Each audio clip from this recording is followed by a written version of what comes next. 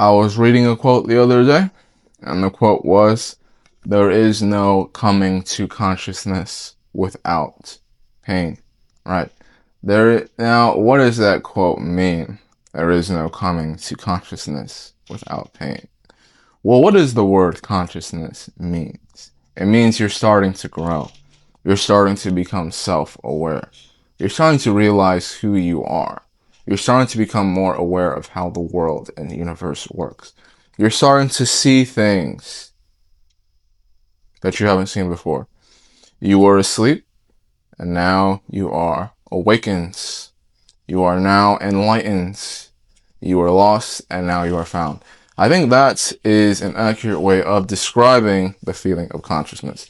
Now, what do we mean by when we say there is no coming to consciousness without pain?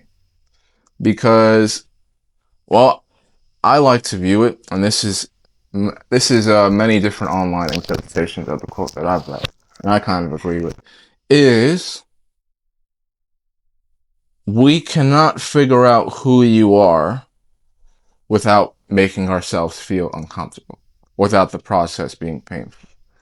What does it mean to learn who you are? What does it mean for you to stop doing things that are destroying yourself? It means for you to look at the mirror, and it means for you to take a brutally honest view about yourself and ask yourself, who are you? What do you have the inclination to do in this world? Are you someone who tries to generate unlimited amounts of money and are obsessive about money? Maybe you might have a trait that we like to call greed. I don't have that. Not everyone has that. Are you someone who seeks revenge on people? Not everyone has that. You might have a trait of revenge. Are you someone who is particularly lazy? That is a trait as well. Are you someone who just gets jealous of other people? That is a trait that not everyone is susceptible to, that not everyone has, right?